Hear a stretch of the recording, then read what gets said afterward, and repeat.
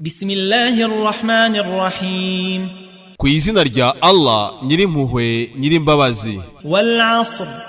Ndahiye igihe. Innal insana lafi khusr. Mu byukuri umuntu ari mu gihombo. Illa alladhina amanu wa amilus salihati wa tawasaw bil haqqi wa tawasaw bis sabr. Uretse abemeye bagakora ibitunganye bakagirana inama mu kuri bakanagirana inama mu kwihangana.